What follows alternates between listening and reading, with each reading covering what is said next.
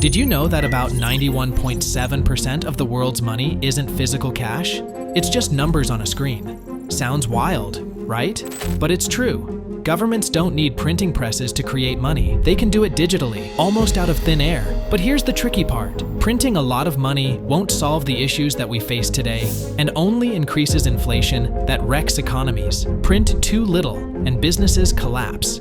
So, how do governments decide how much money to create? And is there a point where the whole system just breaks?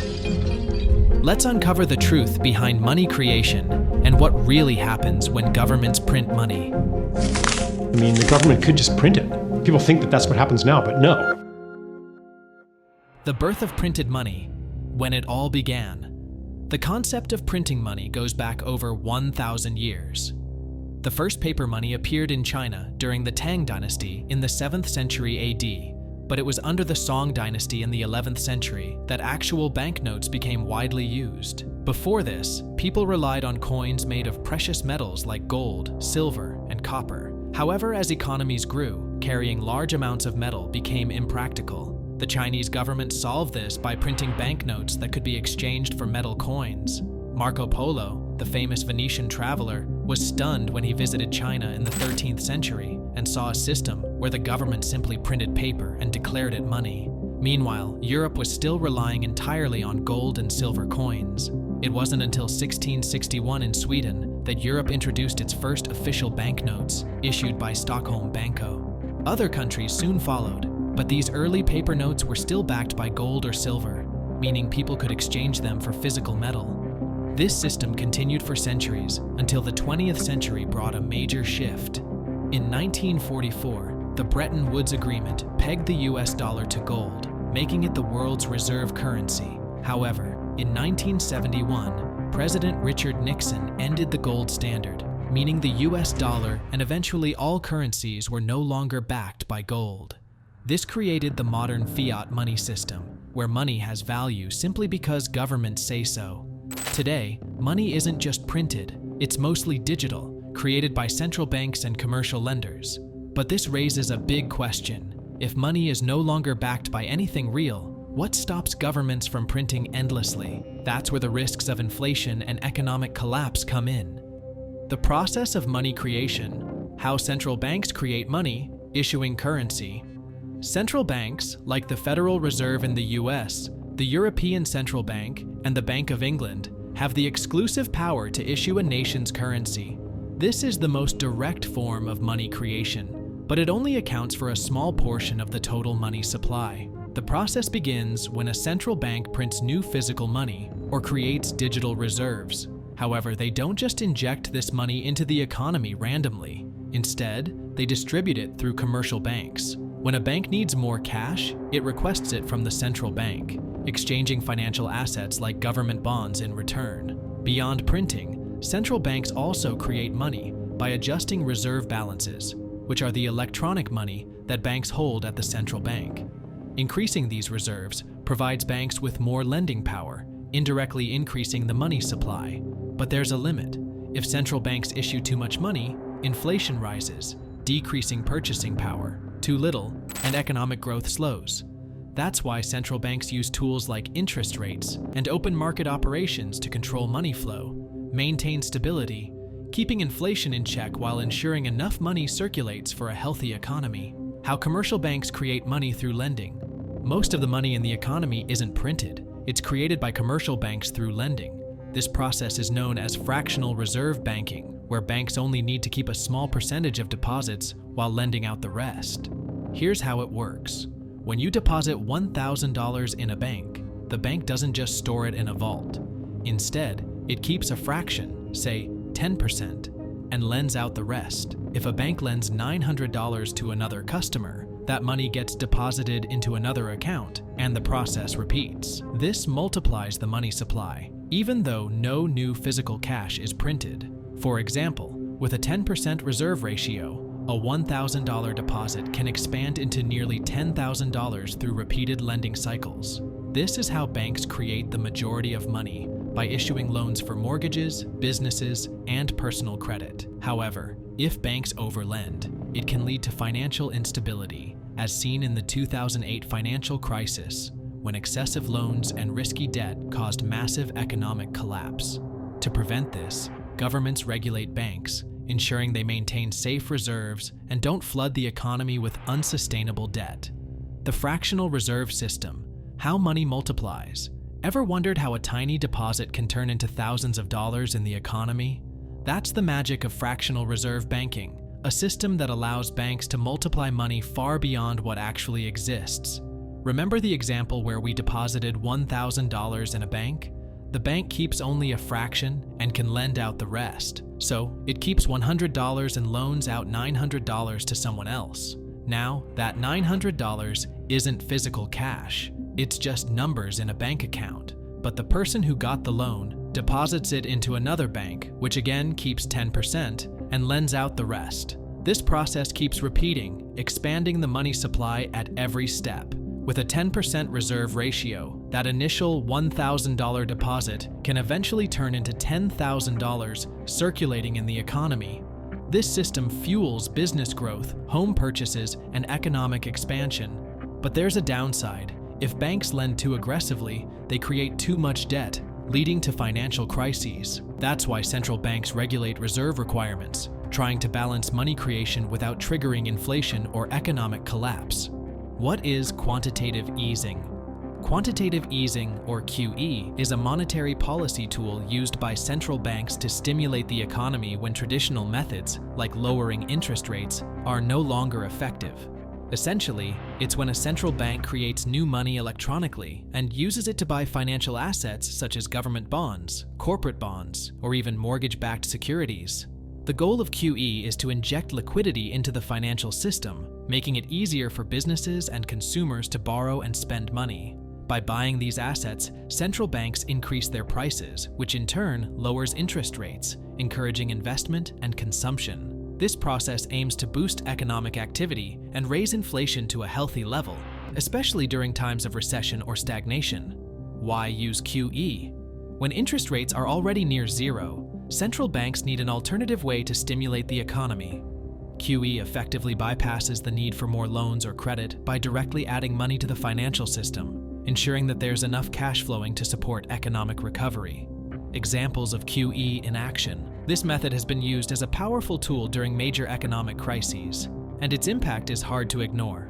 One of the most notable instances occurred after the 2008 financial crisis. In response, the US Federal Reserve launched a series of QE programs, buying $1.25 trillion in mortgage-backed securities and $300 billion in treasury bonds. The aim was to stabilize the housing market, restore confidence in financial institutions, and keep borrowing costs low. By the end of its QE program in 2014, the Fed had purchased over $4.5 trillion in assets. Fast forward to 2020, during the COVID-19 pandemic, QE was once again a key strategy. The US Federal Reserve stepped in with massive purchases of bonds, amounting to $120 billion per month, and slashed interest rates to near zero levels. In just a few months, global central banks, including the European Central Bank and Bank of Japan, expanded their QE efforts to support economies struggling with lockdowns and recession. These massive QE programs flooded markets with cash, lowering interest rates and encouraging lending to help economies recover faster. The relationship between QE and the money supply. Quantitative easing directly impacts the money supply by increasing the amount of money circulating in the economy. When central banks conduct QE, they create new money electronically and use it to purchase financial assets, like government bonds. These purchases inject cash into the financial system, which expands the money supply. This process is also known as monetary base expansion. For example, during the 2012 QE program, the Bank of England expanded the money supply by buying assets worth £375 billion. In the US, the Federal Reserve increased its balance sheet from $900 billion in 2007 to over $4.5 trillion by 2014 through QE.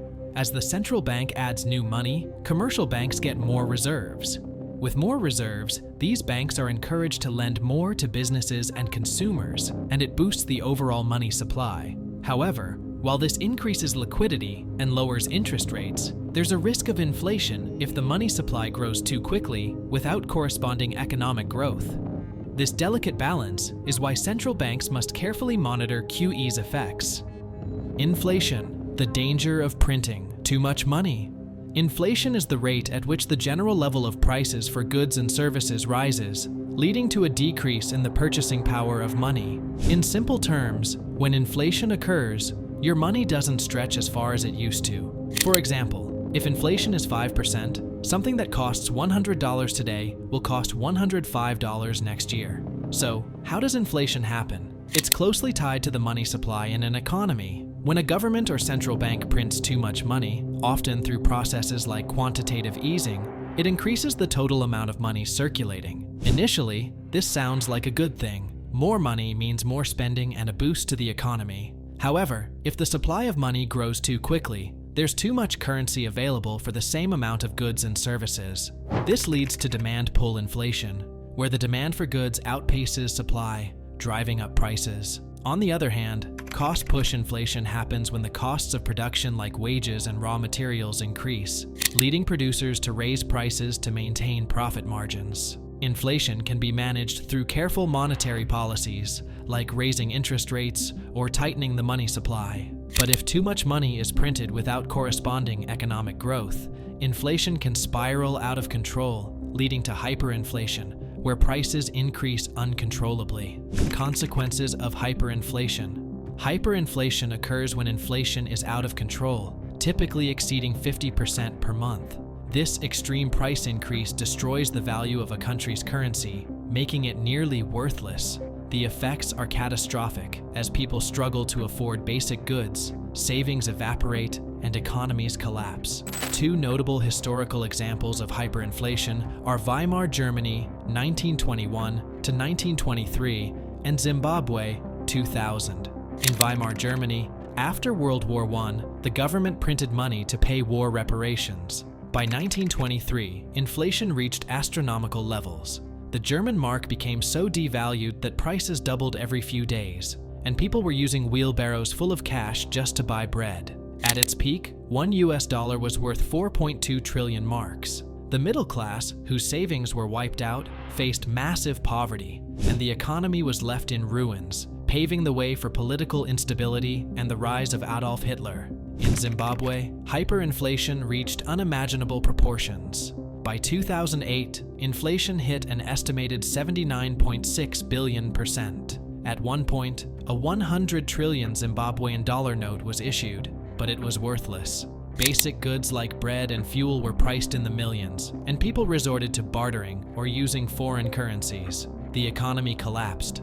Unemployment soared to over 80%, and millions of Zimbabweans fled the country. How inflation affects purchasing power and savings. Inflation might seem like just an annoying increase in prices, but its impact goes much deeper, especially when it comes to your purchasing power and savings. Let's start with purchasing power. When inflation rises, the same amount of money buys less. For instance, if inflation is 3% per year, a $100 grocery bill today will cost you $103 next year for the same items. It might not sound like much at first, but over time, it really adds up. In the US, over the last 50 years, inflation has averaged around 3.22% per year, meaning the value of the dollar has shrunk significantly. A dollar in 1971 is worth only about $0.16 today. Now, let's talk about savings. If you're stashing cash in a savings account that only earns a 1% interest rate, but inflation is running at 3%, your savings are actually losing value. For example, if you have $1,000 in a savings account for a year, you'll only have $1,010 after interest. But with 3% inflation, that $1,000 now only has the purchasing power of about $970. Over time, inflation can seriously erode your wealth, making it harder to keep up with rising costs or reach financial goals. That's why many people turn to investments like stocks, bonds, or real estate to keep pace with inflation. The key is finding ways to grow your wealth faster than inflation is eroding it. Deflation, the risk of not printing enough money.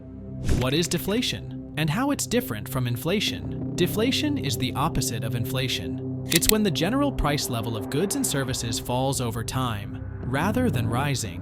When deflation occurs, money becomes more valuable. At a glance, this might seem like a good thing, because your dollar stretches further. However, deflation is usually a sign of a weak economy. When prices drop, businesses make less money, which can lead to lower wages, job cuts, and reduced consumer spending. People start delaying purchases, waiting for prices to fall even more, which creates a vicious cycle of reduced demand. Inflation, on the other hand, is when prices rise over time, usually in line with a growing economy. While it can reduce purchasing power, moderate inflation helps stimulate spending and investment. Central banks typically target a steady 2% inflation rate to keep things stable. The major risk of deflation is that it can lead to an economic slump.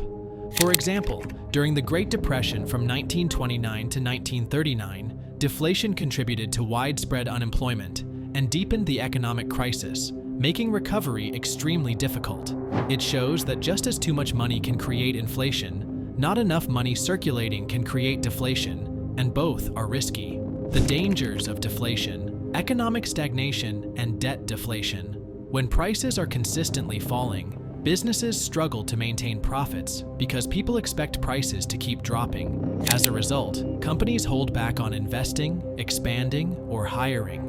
Without business growth and job creation, consumer confidence declines, leading to even lower demand for goods and services. This creates a vicious cycle where people delay purchases, thinking things will get cheaper, which further slows the economy. Another danger is debt deflation. Deflation increases the real value of debt, meaning that even though borrowers owe the same amount, the money they need to repay becomes harder to find as wages fall and prices decline. For example, if you owe $1,000 in deflationary times, but your income drops by 5%, you now have to work harder to pay back the same amount.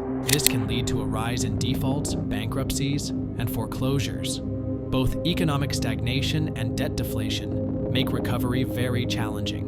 Countries that experience deflation often find themselves trapped in a prolonged period of low growth, as seen during Japan's lost decade in the 1990s, where deflation combined with stagnant economic growth led to a long-term recession. Historical examples of deflation: the Great Depression and Japan's lost decade.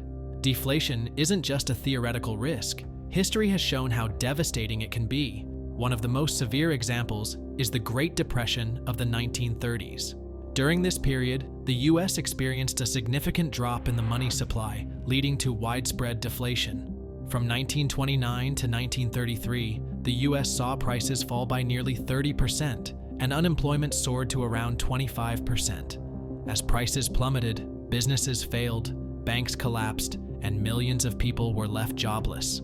The deflationary environment deepened the economic crisis as consumers and businesses held off on spending, anticipating even lower prices.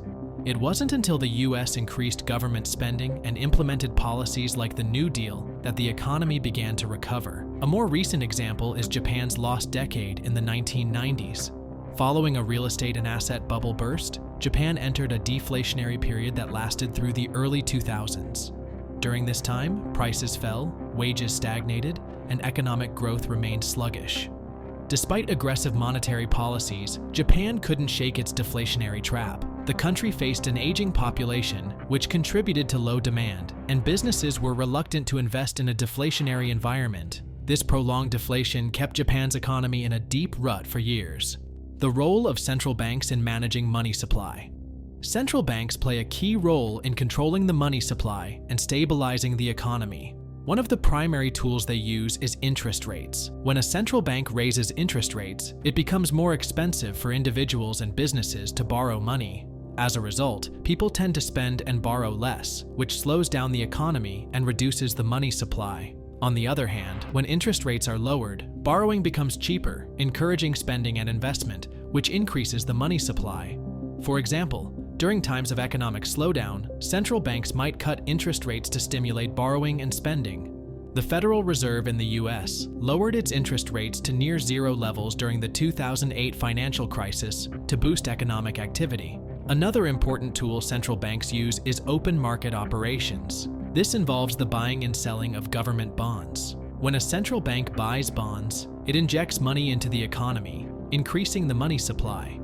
On the other hand, selling bonds pulls money out of circulation and reduces the money supply, the tightrope walk of balancing inflation and deflation. Central banks have the delicate task of balancing inflation and deflation, as both extremes can have damaging effects on the economy. For example, the Federal Reserve in the US targets an annual inflation rate of about 2%. This is seen as a sweet spot, helping the economy grow at a sustainable pace while keeping prices stable. If inflation exceeds this level significantly, the Fed may raise interest rates to cool down the economy, reducing spending and investment. This helps prevent the economy from overheating and keeps inflation in check. On the other hand, if inflation falls too low or the economy risks slipping into deflation, the central bank may lower interest rates or engage in quantitative easing. By doing so, the central bank encourages spending, investment, and borrowing, helping to stimulate economic activity and avoid the negative impacts of deflation. Achieving this balance is crucial for long-term economic stability, and the challenge for central banks is to constantly monitor economic indicators and adjust policies to keep inflation and deflation in check. The impact of money creation on society. Effects on different groups. In times of inflation, consumers experience higher prices, which can reduce their purchasing power, especially for those with fixed incomes. This makes everyday goods like food and housing more expensive. On the flip side, during deflation, consumers may benefit from lower prices, but the economy slows down, potentially leading to job losses and wage stagnation. For businesses, money creation can influence investment and costs.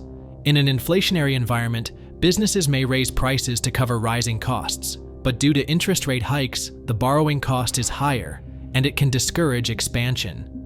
Conversely, in times of deflation, businesses struggle with falling profits and lower demand, leading to potential layoffs or even closures.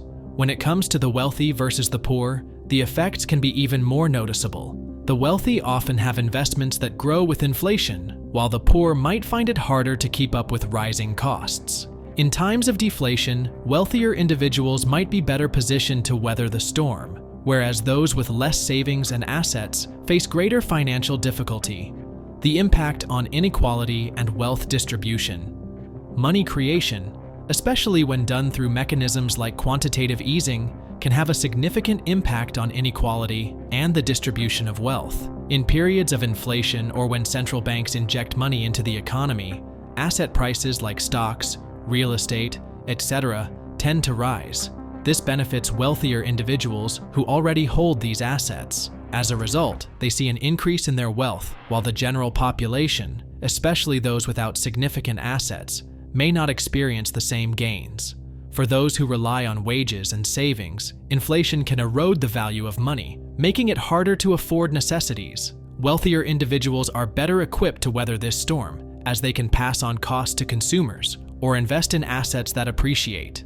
On the other hand, the less affluent may struggle to make ends meet. During deflation, while prices may fall, the real value of debt increases, which can harm lower-income households more, as they often carry more debt relative to their wealth. This can worsen inequality, as wealthier individuals with fewer debts are less affected. In both scenarios, the gap between the rich and poor tends to widen, exacerbating wealth inequality. Social consequences, like public trust and economic stability. The process of money creation has a profound impact on public trust in the economy and the stability of the financial system. When governments or central banks repeatedly resort to printing money or engaging in quantitative easing, it can undermine people's confidence in the value of money. If people start to believe that the money in their pockets will lose value due to inflation, they may begin to hoard goods or shift their wealth into tangible assets like gold, real estate, or cryptocurrencies. This erodes the concept of economic stability, which relies on people trusting that their money will hold its value over time. A loss of trust can lead to social unrest, as seen during periods of hyperinflation, such as in Zimbabwe or Venezuela, where everyday items became unaffordable and the currency rapidly lost value. On a broader scale, this distrust can lead to political instability. Governments that rely heavily on money creation might face protests, dissatisfaction, and challenges to their authority, as people demand accountability and better policies to protect their financial well-being. Long-term effects of overprinting, loss of confidence in the currency. The long-term effects of overprinting money go beyond immediate inflation. One of the most damaging consequences is the loss of confidence in the national currency. When a government continuously prints money to fund its spending, it signals to the public and international investors that the value of the currency may no longer be reliable. Over time, people begin to lose trust in the currency, fearing that it will continue to lose value or even collapse entirely. A prime example of this occurred during Germany's Weimar Republic in the early 1920s, which we have already talked about. The public's trust in the German mark collapsed, and people resorted to bartering or using foreign currencies like the US dollar. The collapse of confidence had devastating consequences, not only eroding savings, but also causing widespread poverty and instability. In the modern world, a loss of confidence in a country's currency can lead to a currency crisis, causing a cycle of devaluation. Investors and foreign governments may stop holding the country's currency, instead opting for more stable assets, like the US dollar, gold, or even cryptocurrencies. The impact isn't limited to just the domestic economy. It ends up impacting every aspect of our lives, and therefore, it's important to at least have a basic knowledge of how the money system works. I hope the video helped you in gaining some of that information. If you liked the video, don't forget to like and subscribe. Thanks for watching. I'll see you next time.